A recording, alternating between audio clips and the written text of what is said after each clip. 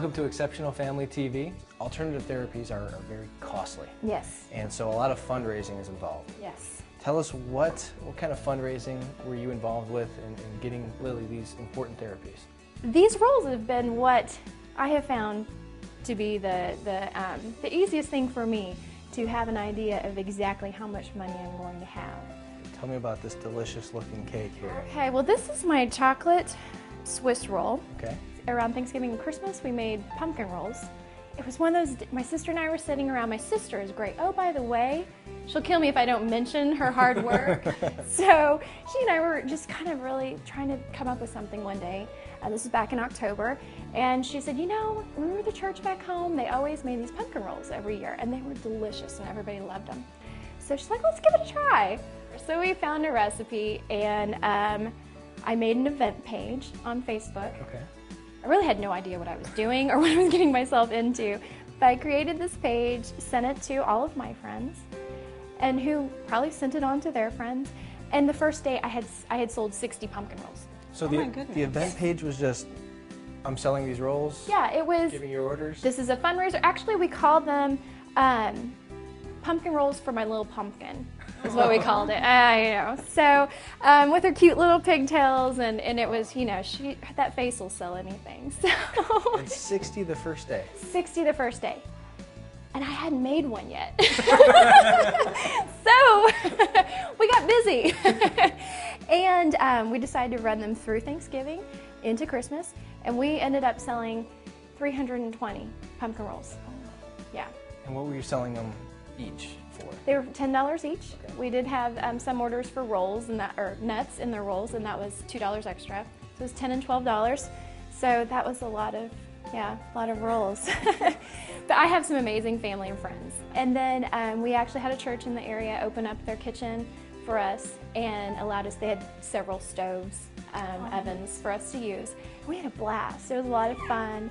So I even had people show up that I hadn't seen in 2 or 3 years. Knocked on the door of the church. Can I help? I'm like, oh my gosh, I haven't seen you in forever. Oh, because I did send a little email out. If you want to learn how to make them, you want to help out, just come on. And she showed up, and it touched my heart. I'm always humbled when I do fundraisers for Lily at people's generosity. People are so kind. They really are. People really do. People come out. Renee and I have had little events for Zachary, a little dinner, silent auctions, and people are very generous.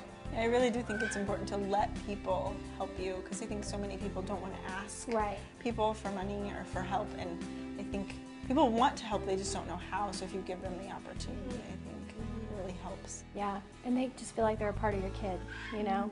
So and we need all the support we can get. Right. So how long does this take to make? Okay, well, they are a little time consuming. Okay. You first beat the eggs for like 5 minutes until they were nice and thick. And then you had your pumpkin, you had to have your dry ingredients all sifted, and you know, and I would have women over, you know, doing the eggs, and then beater go off, somebody pop in some pumpkin, and then comes the dry stuff. And throw in the oven. It only takes about 15 minutes to bake in the oven. When you pull it out though, you actually dust the top of the cake with powdered sugar. And then you have a tea towel that you lay over the pan. My girlfriend taught me this trick, because they said to lay the towel down, put the powder down, and then flip the cake. Well, the first time I did that, powdered sugar all over the side of my kitchen. So we got smart. We put the towel down, flipped the whole thing at one time, and then you actually roll the cake in the towel, with the towel, and let it cool. And then you have your frosting. That time we did cream cheese frosting, and while it's cooling, and then you unroll it, spread the cream cheese, and roll it back up without the towel, and put it in some saran wrap, and then some foil, slap a sticker, thank you for your support, and throw them in the freezer. So they keep up to like 3 or 4 months in the freezer. Wow. But this is the chocolate Swiss roll. They're really pretty if you dust them with powdered sugar. Right before you serve them, it kind of hides any imperfections. And this just almost tastes like a little Debbie Swiss cake roll. I'll let you guys try them and let me know what you think. Thank you. I like the idea that I know how much money I will have raised. It's not a guess. It's not a garage sale where you put stuff together, throw it out there, and you hope someone buys it. I know somebody bought this, and I know how much money we're going to have at the end. So, and I don't mind giving somebody something for their money either. And baked goods do so well. I mean, Renee, when we were doing the silent auction, our pies are what we sold. The pies, for the most money. home baked goods, the little jams. Homemade jams, yeah. We had really nice paintings and really nice photos. Nobody that were wanted framed those. professionally. Nobody wanted those. They wanted to pay $150 for a pie. Right. Like, okay. Well, yeah. That's what's so great. Yeah. It does taste just like a Little Debbie's. Doesn't it? I have not figured out how to do that hard frosting over the, the Little Debbie's have that. Right. Yeah. That could be a bit. Yeah, that might be a bit complicated, so I think we're going to stick with this. Thank you so much for sharing You're welcome. your idea. And stay tuned next week for our next episode.